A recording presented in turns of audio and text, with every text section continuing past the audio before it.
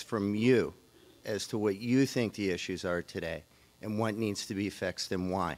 Like, let's really get into it rather than talk about, hey, there's a committee and here's a chart and there's problems. Specifically, can you give us 2 or 3 takeaways that are main issues? Yeah.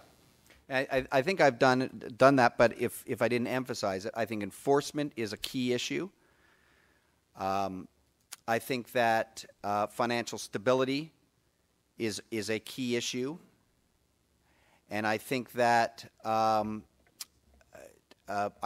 culture is a key issue, and those are things that we hope will be well received and will be absolutely a feature of our recommendation. Of the market, of the capital markets generally, of having an ability, not necessarily at the client investor level, but at the larger macro level, of having some say from this industry and from the securities regulatory regime in bigger economic macro pictures. The role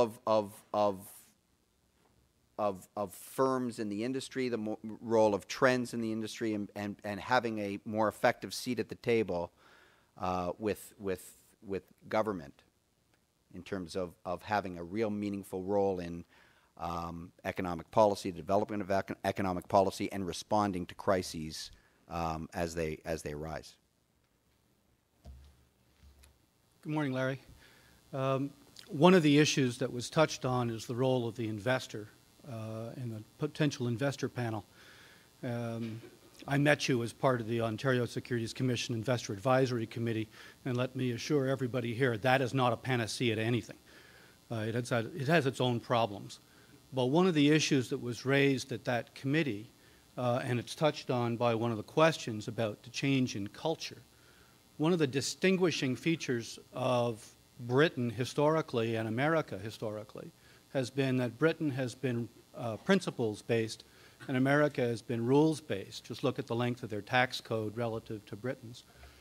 One of the positions that we've debated is whether the people who are in this room and the members of this organization can advance the principles that are necessary to educate and protect their clients if they don't have sufficient cover, standards, enforceable education. So my question is, how is the CSTO dealing with both the creation of standards for membership such as this? For instance, is the CFP an entry-level standard that should be considered, which is far higher as an entry level than is in the industry generally? And how could enforcement be introduced to make sure that people who give advice have the standards that are demonstrated by the members of this organization? Well, trying to find I'm trying to divorce my own views from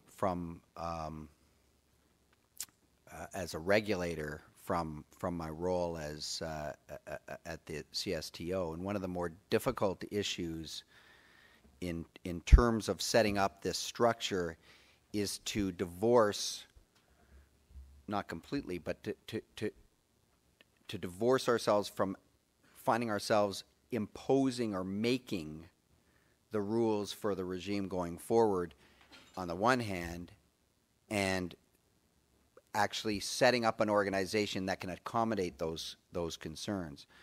What you raise are, and what I've heard in the room, are essential issues that have to be taken into consideration by a new regime. Our job is to find the most effective way to facilitate that, and the only real way that we can do that is to make sure that there are systems and processes, and I know people in this room hate those words, but there are effective ways to have a more meaningful say and to have the new commission be able to hear and respond more quickly than our previous regime. And that's what we're trying to build. One way to do that is to have advisory panels. One way to do that is to have specific offices on the ground that have direct roles and relationships with market participants, so that they can have a more effective gateway in. One of the ways that we're also looking at is to have a broader concept of designation, or not straight registration, but to have certain criteria for people who are organizations that are part of the regulatory regime, and then let them play a more effective role in not self-regulating, but regulating and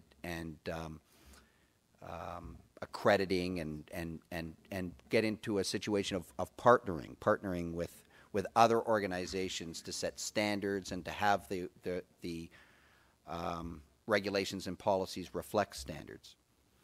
But I start from the premise, as I've mentioned in my presentation, that it's important that we not be seen on imposing a new regulatory, the rules on the market. I think it's important to set a framework and have consistency so that the market participants, you folks, your clients, are not disrupted during this period of change, and then allow change to be made in terms of the substantive provisions, by the new organization. Okay, sure. Are you trying to protect me, or are you running on your schedule? I like the first part better. Thank you. My question has to do with the process that you're using to deal with the different jurisdictional areas in Canada. I'm in favor of a single regulator, absolutely.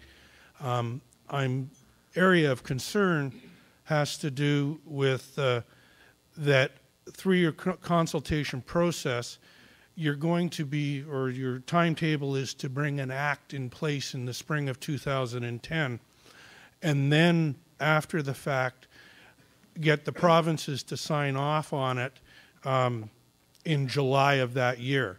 And I'm wondering, what processes are you going through now leading up to and passing the act that will ensure that the provincial governments are on board to sign off on it after the act is in place?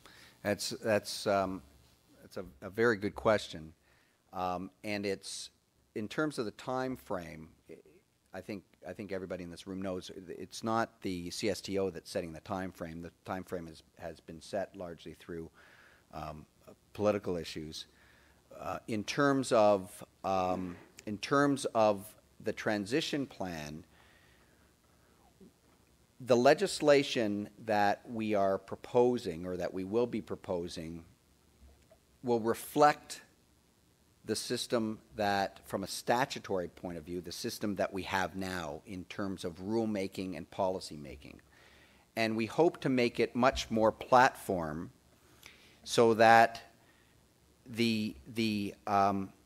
while it'll reflect the current standards and the current rules in place now that have been accepted and largely harmonized across the country, but also will give flexibility to deal with some of the changes that are crucial to be made through a rulemaking process by the new regulator.